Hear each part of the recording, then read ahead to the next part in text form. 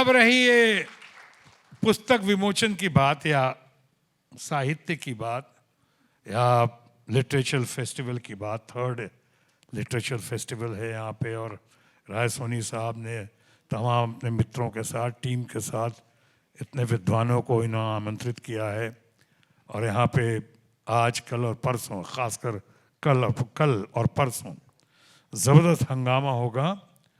तो मैं सोच रहा था जब वैसे विनोद जी का फ़ोन आया कि आपको आना है यहाँ पे, तो मैं घबरा रहा था कि अब दरबारी जी ने तो एकदम खुल के कह दिया, एकदम ऑनेस्टली दिल के साथ।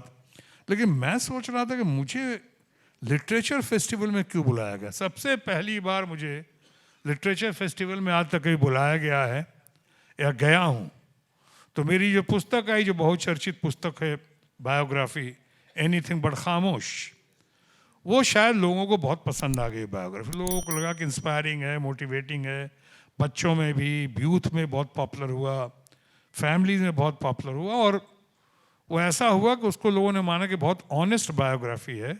जनरली लोग अपना स्तुति गान करते हैं, तारीफ करते हैं, उसमें है कि ऑनेस्टी के साथ है बिल्कुल, और ब्लैक एंड वाइट के साथ साथ समझे उसमें ग्रे साइड भी है। शायद यही वजह है कि इतने सारे लिट फेस्टिवल्स इनविटेशन आया, मैं खुद थर थर काँप रहा था कहाँ कहाँ से नहीं बुलाया गया। कई जगह तो अमेरिका वगैरह तो जा नहीं सका। London lit fest, Kolkata lit fest, Jaipur lit fest, Abu Dhabi lit fest, Nepal lit fest, Dubai lit fest, Mumbai lit fest, Hyderabad lit fest, ये Delhi lit fest, Times of India lit fest, कहाँ कहाँ से नहीं बुलाया गया। पवन वर्मा ने और शशि थरूर ने उसका फॉरवर्ड भी लिखा है।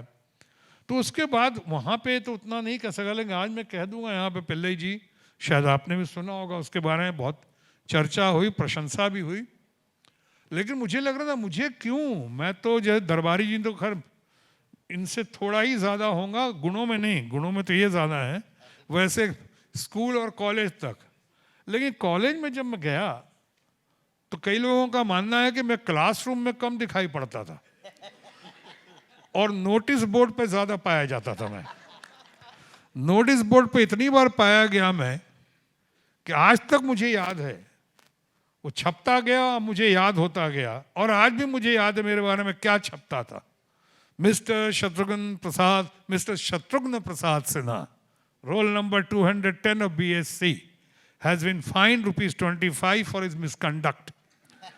And he has been warned that any such reputation will mean his removal from this college, copy forwarded to all head of the departments and the notice board of the girls' common room. Signed N.S. Nagendranath, Principal Patna Science College, Patna 7. यानी इतने चर्चे होते थे कि आज बहुत सारे लोग आए मिले और बहुत चर्चित व्यक्तित्व प्रशांत किशोर से जब हाल फिलहाल मुलाकात हुई थी तो उन्होंने भी कहा कि उनको माने मुझे नहीं पता था कि वो हमारे ही कॉलेज के थे, पटना साइंस कॉलेज के। और उन्होंने कहा सर आप मुझसे बहुत सीनियर थे और मैं उसी कॉलेज में था, पटना साइंस कॉलेज में, बहुत बातें हुई। कहता लेकिन सर कोई दिन ऐसा नहीं जाता था जब आपका जिक्र नहीं आता था, आपके चर्चे चल रहे थे, खूब ज़बरदस्त चल रहे थे और आज भी साइंस कॉलेज को कोई फंक्शन होता है तो आपकी बातें बहुत होती हैं। मैंने कहा बातें यानी तारीफ नहीं ना, वही सारी हरकत ना। हाँ, हम जो शिकायत करती होंगी, लड़कियों की बात नहीं करूँगा मैंने, हाँ जो भी छेड़छाड़ जो होती थी, चाहे सेंस ऑफ ह्यूमर था हमारा, जो हरकतें थी, शायद इन्हीं हरकतों ने खींच खाँच के अंतोगतवा मुझे फिल्मों में फिल्मों में भेज दिया। लेकिन मैं कहना चाहता हूँ कि मुझे लग रहा था कि मुझे क्यों बुलाया गया यहाँ पे ये करके।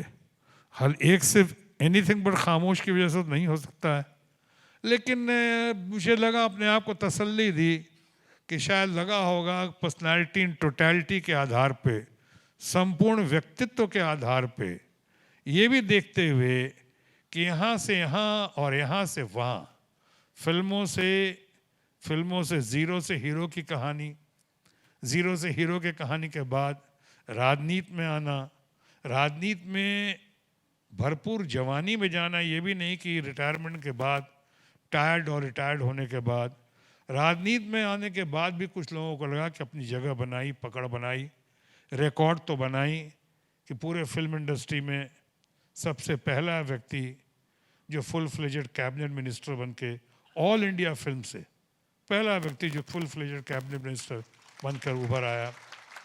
तो इससे जो किताब में बात हुई है, लोगों को प्रोत्साहन मिलता है, इंस्पायरिंग लगता है, मोटिवेटिंग लगता है। तो मुझे लगा कि शायद इस तरह से आज की दुनिया में मुझे इसलिए भी निमंत्रण मिल रहा है कि शायद मैं लोगों को और ख़ासकर यंगर जनरेशन को आगे बढ़ाने में, उनके आगे बढ़ने में कुछ योगदान दे पाऊँगा। और एक चीज़ और कहना चाहूँगा, साहित्य समाज का दर्पण होता है। साहित्य समाज का दर्पण होता है। तो श्वेता जी थोड़ी देर पहले बहुत अच्छा कह रही थी। देखिए, वो भी मैं लिख नहीं रहा था, देख रहा था, सुन रहा था।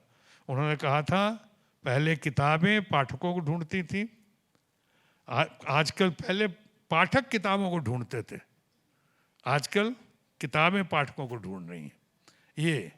और लेकिन इसी में एक कहना बहुत ज़रूरी है कि साहित्य समाज का दर्पण है, लेकिन अब बहुत वैरायटी आ गई है। जैसे आज इन्होंने आई ओपनिंग बात की, मास्टर ऑफ वर्ड्स ने, हमारा डॉक्टर पिल्लाई ने जो कहा कि यहाँ पे 93% जो है वो टेक्स्ट बुक्स बिकते हैं कि लोग इम्तहान की तैयारी करने के लिए खरीदते हैं।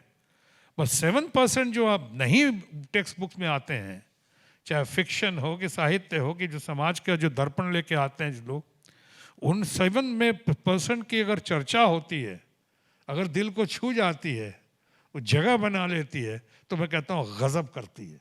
वो हमेशा याद रखना चाहिए कि आज हमको इस फेक न्यूज़ की दुनिया में, इस गोदी मीडिया की दुनिया में, इस फेक साहित्य की दुनिया में कब का पढ़ा हुआ जो इम्प्रिंट होता था कि कल ही मैं किसी को बता रहा था कि बचपन में पढ़ा था कि क्षत्रिय का छोटा मोटा छोकरा क्षण भर में शत्रुओं को छील छाल के छुट्टी कर देता है।